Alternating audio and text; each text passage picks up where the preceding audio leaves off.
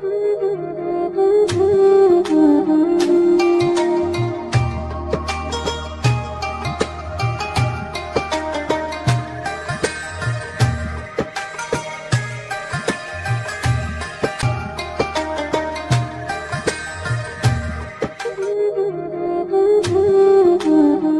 جس طرح سحری کھانے کی اجازت ایک انسان کو طلوع فجر تک ہے، تو اس انسان کو اس بات کی بھی اجازت قرآن نے دی ہے کہ وہ اپنی بیوی سے طلوع فجر تک وہ ہم بستری کر سکتا ہے۔ السلام علیکم ورحمۃ اللہ وبرکاتہ۔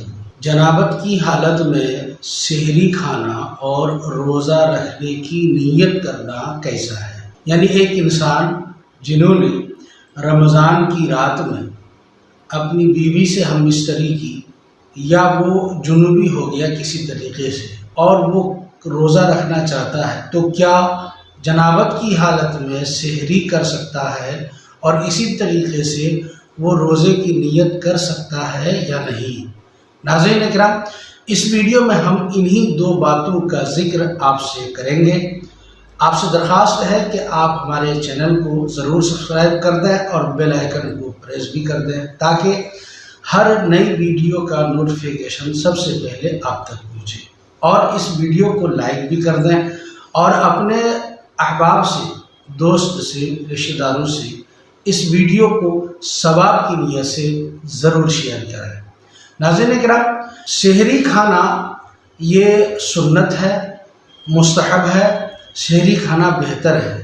اب اگر کوئی انسان جنابت کی حالت میں سحری کھاتا ہے تو یہ اس کے لیے درست ہے، اس میں کوئی گناہ نہیں ہے۔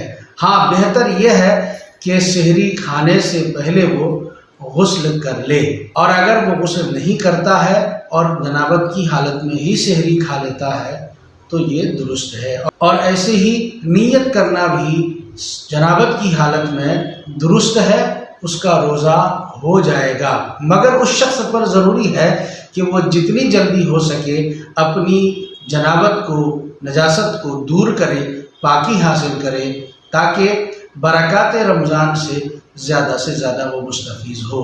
ناظرین اکرام، ایک مسئلہ آپ یہ یاد رکھیے کہ جس طرح سحری کھانے کی اجازت ایک انسان کو طلوع فجر تک ہے، یعنی فجر کے طلوع ہونے سے پہلے تک وہ سحری کھا سکتا ہے، تو اس انسان کو اس بات کی بھی اجازت قرآن نے دی ہے کہ وہ اپنی بیوی سے طلوع فجر سے پہلے تک وہ ہم بستری کر سکتا ہے۔